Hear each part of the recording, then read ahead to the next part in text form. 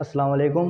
I am Aqib عزیز اور آج جو ہم بایولوجی کا چیپٹر 1 ہے اس کا لیکچر نمبر جو ہے وہ 7 کریں گے، اور اس ٹاپک کا جو نام ہے وہ ہے کنٹریبیوشن آف مسلم سائنٹسٹ، یعنی کہ سائنس کے اندر جو ہے وہ کون کے بہت سے مسلمان ہیں، انہوں نے کن کن نے جو ہے کام کیا ہوا ہے.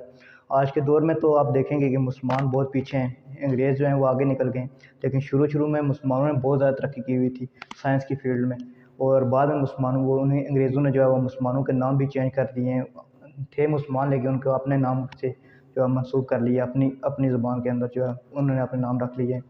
تو اب آج جو ہم جو ہے پڑھیں گے، پہلا جو سائنسدان تو بہت زیادہ ہیں، لیکن جو اب 3 جو ہے بک میں لکھے ہوئے ہیں تو ہم ان کے بارے میں پڑھیں گے.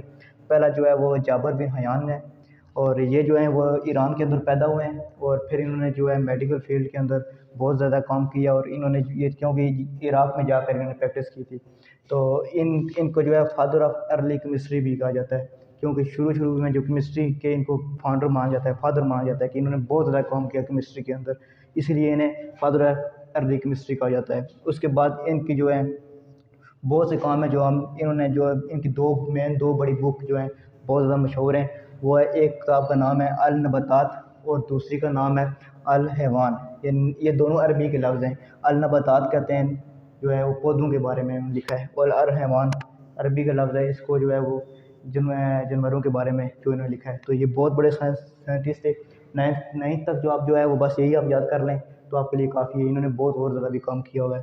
اس کے بعد جو ہے وہ دوسرا جو بک کے اندر کتاب کہ میں نام لکھا ہوا ہے ابو علی سینا. ان کا جو ہے لطین ورڈ میں جو میں نے کہا تھا کہ انگریزوں نے نام چینج کر دیے مسلمانوں کے، اور آج ہم جانتے نہیں ہیں. ان کو جو ویسٹ کے اندر کہا جائے، ان کے نام کو ابو علی سینا نہیں کہا جاتا، انہیں ابی سینا کہا جاتا ہے. یہ لطین ورڈ ہے. انہوں نے جب عربی کے اندر جب لطین میں جو ترجمے کیے نا، ہماری بک ہے یہ، ہم ان سائنسدانوں کی بک ہے، تو انہوں نے جو ہے جب ترجمے کیے تو اس کے ساتھ انہوں نے نام بھی چینج کر دیے. تو انہوں نے بہت زیادہ کام کیا ہے. ان کو کہا جاتا ہے فاؤنڈر آف میڈیسن میں انہوں نے بہت زیادہ کام کیا ہے. اس کے بعد یہ ایک فزیشین تھے، یعنی فزیشین آج کے دور میں ڈاکٹر کہا جاتا ہے. تو یہ انہوں نے بہت زیادہ میڈیسن میں کام کیا، اس لیے انہیں فاؤنڈر آف میڈیسن بھی کہا جاتا ہے. اس کے بعد یہ فلاسفر بھی تھے، سائنٹسٹ تھے. اس کے بعد اسٹرانومر تھے. اس کے بعد پوئٹ تھے، یعنی شاعر بھی تھے. تو انہیں فلکیات کے اندر، اس کو فلکیات کا اس ترجمہ ہے. اس کے بعد سائنٹسٹ تھے، فلاسفر تھے، تو انہوں نے بہت زیادہ کام کیا ہے. اس کے بعد ان کی جو بہت زیادہ مشہور بک جو ہیں ان میں ایک ہے دی بک آف ہیلنگ، اور دوسری جو بک ہے اس کا نام ہے القانون فی الطب، یعنی کہ اس کو انگلش میں ہمارے جب ترجمہ کیا گیا انگلش میں تو اس کا نام ہے کینون آف میڈیسن، کیونکہ انہوں نے میڈیسن میں کام کیا ہے ادویات کے اندر، تو اس لیے انہیں پھر فادر آف میڈیسن بھی کہا جاتا ہے. اور ان کے اور بھی بہت سے کام ہیں، یعنی کہ انہوں نے آنکھوں کے بارے میں، ان کا آنکھ کیسے فنکشن کرتی ہے اس میں ایک بک لکھی ہوئی ہے کہ آنکھ کا فنکشن کیا ہے. یہ الگ سے بتا رہا ہوں، یہ بک میں نہیں ہے کہ آنکھ کے فنکشن ہے، یعنی کہ آنکھ کیسے فنکشن کرتی ہے، اس کے سٹرکچر کیا ہے، یہ بنی کیسے ہے. اس کے بعد اس کی بہت سی بیماریوں انہوں نے لکھی ہوئی ہیں اپنی بہت سی بک کے اندر.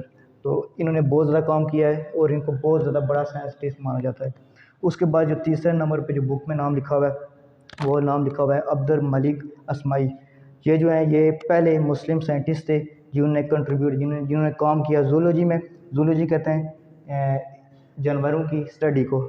اس کے بعد باٹنی یعنی کہ پلانٹ اسٹڈی، اور اس کے بعد اینیمل ہسبینڈری یعنی کہ جو ہوتے ہیں نا پالتو جانور جو ہم گھر میں رکھتے ہیں ان کے بارے میں. اور اس کے علاوہ انہوں نے اور ایک بک لکھی ہوئی ہے، یہ بک کا نام ہے الواؤش، یعنی کہ ورلڈ، یعنی جنگلی جو اینیمل ہوتے ہیں نا ان کو الواؤش کہتے ہیں.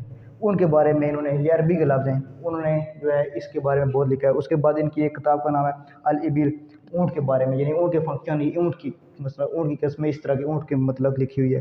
الحیل جو اس کو کہتے ہیں، الحیل یہ ہارس کو کہتے ہیں، یعنی کہ گھوڑے کو. اس کے بعد ایک ان کی بہت زیادہ مشہور جو کتاب ہے وہ ہے الخلق الانسان، یعنی کہ انسانوں کے بارے میں، ان کا فنکشن، یہ ان کی سب کچھ ان کے بارے میں انہوں نے لکھا ہوا ہے. یہ بہت بڑے سائنٹسٹ تھے. اس کے بعد یعنی کہ انسان کے بارے میں، انسان کی اسٹرکچر سارا، یہ آپ خود سوچیں، یہ بہت پرانے سائنٹسٹ ہیں. شروع میں مسلمانوں نے بہت ترقی کی ہوئی تھی سائنس میں. یہ جو آج کل جو سائنسدان ہیں یہ انہی کے کاموں کو دیکھ کر، انہی کو ٹرانسلیشن کرتے ہیں اور انہی کے کاموں کو دیکھ کر جو ہے یہ کام کر رہے ہیں. تو یہ لیکچر چھوٹا سا تھا، یہ کوئی لانگ سوال تو نہیں آتا پیپر میں، اس میں شارٹ سوال بھی کم ہی آتے ہیں، زیادہ تر MCQs آتے ہیں. مثال کے طور پر وہ آپ سے سوال پوچھیں گے کہ فادر آف کیمسٹری کون ہے، آپ کہیں گے جابر بن حیان. اسی طرح آپ کسی بک کا نام دیا ہوگا کہ جی اس بک کا نام فاؤنڈر آف میڈیسن کون ہے، اس کا نام، وہ آپ 3-4 آپشن دیے ہوں گے، آپ اس میں سے ایک آپشن جو ہے وہ درست ہوگا، اس پر ٹک لگائیں گے۔